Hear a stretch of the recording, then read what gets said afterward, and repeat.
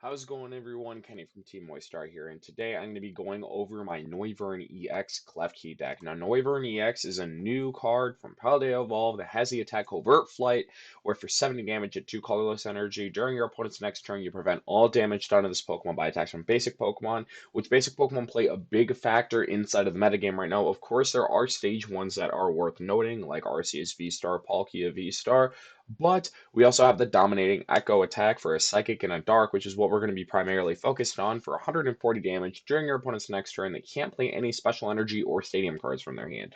So it is a very, very good card, in my opinion. It's just how do you build it? So my take was with Klefki, because Klefki's mischievous lock is whenever it's in the active spot, both players' basic Pokemon have no abilities. So the idea of the deck is to essentially lock down your opponent as soon as you possibly can, and while loading up a Noivern. So and then when you get the lockdown, you just retreat to the Noivern, put down a Path to the Peak, and then you just go Dominating Echo, Dominating Echo. Some decks can't deal with even Covert Flight, like Lost Box. Um, Lost Box, it gets a little bit tricky, though. Covert Flight only does 70 damage. So, what better way to fix that math than with Vitality Band, a card that has never seen the light of day in competitive play? The attacks of the Pokemon this card is test you does 10 more damage, so now you are hitting relevant math within 80 damage. You also hit 150 damage with Dominating Echo, which one-shots quite a few Stage 1, Stage 2s. Then we play the 2-2 Bibarel. We play a Squawkabilly for early game aggression dig, so you could potentially hit that turn 1 energy a lot faster. And then we play a copy of Raikou V, which may seem a little bit weird, but it's for Palkia V-Star, which can get around Covert Flight, because you, against Chien-Pao, Covert Flighting is very good. You can also, after you knock out the Max Caliber, you go Vitality, essentially Pat to the Peak, Dominating Echo. Knocking out Max Caliber is a little bit of an issue, though, because we do only play the Vitality Band. We are 10 short of knocking it out, but that's why we have Klefki to kind of slow them down and then go into this, hopefully knock out the Fridge backs. Raikou also can swing on Lugias for knockout, which is very, very important, seeing how if they vacuum or go Pumpkaboo against your own path, they get set up, and at that point, you're just getting steamrolled. We play 4 copies of Battle VIP Pass, 4 copies of Ultra Ball, just so that we're able to consistently push out our basic Pokemon as fast as we can. A copy of Raihan, debate I'm going to 2. 3 Path, 1 Lost City. The Lost City's in there particularly for all these one-up Pokemon that they can end up super running back, especially in Lost Box. They can get back a lot of one-ups. Could get back their Raikou, could get back their Dragonite if they start going Rope Boss. I play 4 copies of Iono, 3 copies of Judge, 2 copies of Boss's Orders. This is just constant hand disruption against your opponent, making it to where it's extremely hard for them to draw out of Dominating Echo.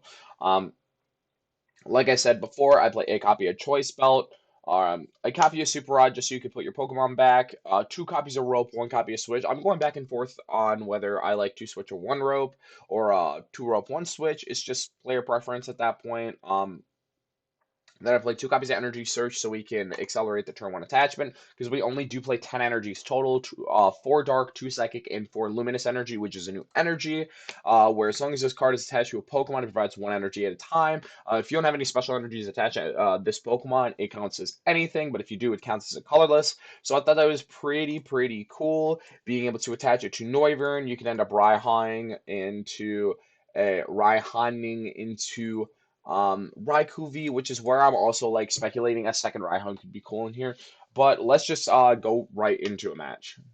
Okay, so our opening looks really good right now. We got double Noibat. We got the attachment for turn and open of Bidoof. From just the opening of Raikou, it could be multiple things. Could be Lost Box, could be Miraidon, could be a fan, also playing Noivern. But our opening hand also incorporated Pat to the Peak, which if it was Miraidon, really hurts that deck on their first turn.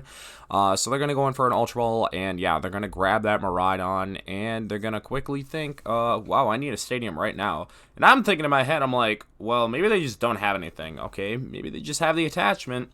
And then they go ahead and they pass. And my hand incorporates Judge, Raihan, Klefki, Ultra Ball. So I'm just going to immediately Ultra Ball and grab the Bibarel. Bibarel is going to be able to grab us more cards. And you just see me flash over Battle Pass and be like, really? You weren't here?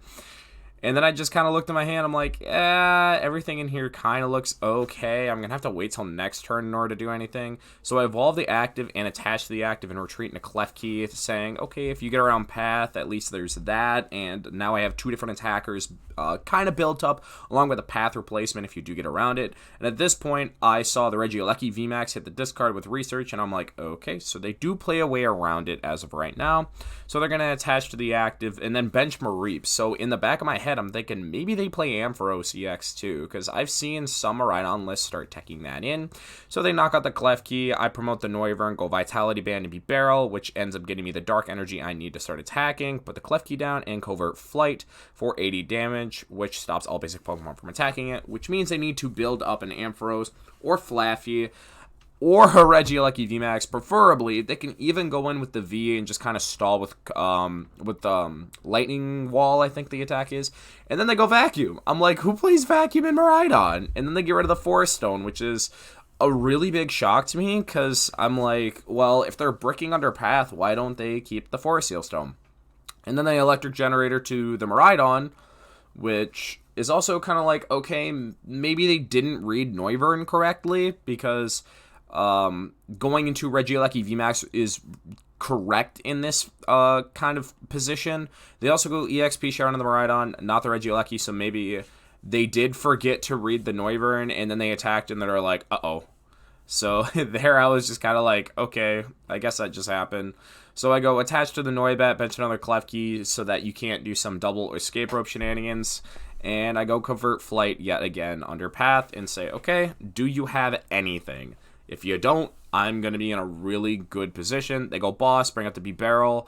They can't really knock anything out because they don't have Flaffy, and they actually committed the attachment to the Regieleki. So they're just going to go Switching Bolt and switch up with, I believe, the Raikou. Oh, they're going to go into a Miraidon.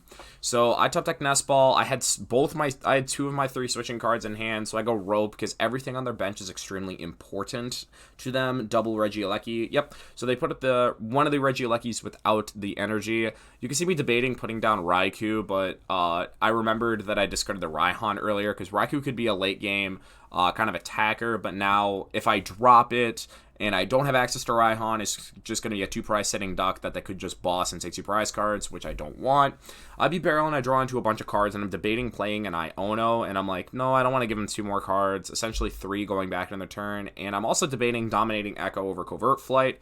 And I just went Dominating Echo because I'm like, you know what? They don't really have anything they can attack with that one-shots me. And if they do, I'm just going to re-damage them with Covert Flight. And I'm going to heavily cripple this Regieleki V, so that if it goes into a VMAX, I'm going to be able to swing into it and, like, knock it out in a couple turns. Then they go Escape Rope, and I just throw up Klefki. I'm like, if you don't have a way around this, your whole deck just kind of gets crippled again. So then they knock out the Klefki, I promote the Noivern, and here I just immediately go Dominating Echo. I don't care. I'm going to take the knockout here. You can trigger your EXP share. You're still ability locked. I'm still swinging for a ton of damage. I could just go right back into the Covert lock. Unfortunately, though, we have yet to find a second Noivern EX. I know there's one of the prize cards. I'm just kind of laughing about the battle passes. I'm like, wow, I never see these cards turn 1. Especially, which is kind of like expected in a deck that doesn't like play Trucking Shoes or anything to like kind of accelerate it. It's just kind of there if you do draw into it, just so you can accelerate your board position. So they're going to promote the Raikou here and go Ultra Ball. Probably going to be grabbing a Flaffy, because Flaffy is what they're going to be needing to do in order to start either swinging on this Noivern come in the next turn, or loading up a Regieleki VMAX. However, they cannot replace the stadium, so they're not doing a lot of damage moving forward into it, and that's kind of where I was at too, where maybe they could attack and knock out with Raikou, but if I'm dominating Echo, they can't get rid of the path unless they play a second Vacuum, which is extremely unlikely for Miraidon to play. They go in with a Choice Belt, which doesn't do anything in this matchup whatsoever, and then they just go into Regieleki, and I'm thinking if they go Lightning Wall, they just kind of wall everything, and then they go Switching Bolt. Which, I was super confused. I was like, they could just go Lightning Wall and I do 0 damage. And at this point, I'm like, okay, I guess they just did that, so it'll... And they put up the clean Raikou, or they put up the damaged Raikou, which will allow me to go boss in the end and take the game. So at this point, I'm like, do I grab the Raikou? Like, is this the point where I grab it? And I'm just like, nah, I don't need to. I don't want to put down the Lost City because I want to keep that path lock going. I'd bench the Noibat just so I get it out of the hand to draw more cards, and I draw into boss. So if they don't have hand disruption, I am going to boss for the game next turn. Dominating Echo, as you can see, this is just such a powerful lock to have. Just being able to lock path in play, lock basic Pokemon whenever you need, and they just concede. They realize there's nothing they can do. They can't draw out of this, and it's just all in all kind of really bad.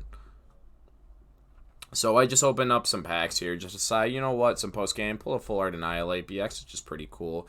But yeah, you can just see the power of Noivern EX in the metagame, especially against a deck like Miraidon, which is seeing on and off play. It's always been proven as a pretty good deck. It's topped a couple times. But moving forward into like decks like Gardevoir and Lugia, it's got its place in order to beat these kinds of decks and see how aggressive it can be with its luck. I thank everyone for watching. Please subscribe and like for more content. If you'd like to see decks like these, post them in the comment section below what you would like to see next in oncoming weeks for NAIC. Till then, see everyone later.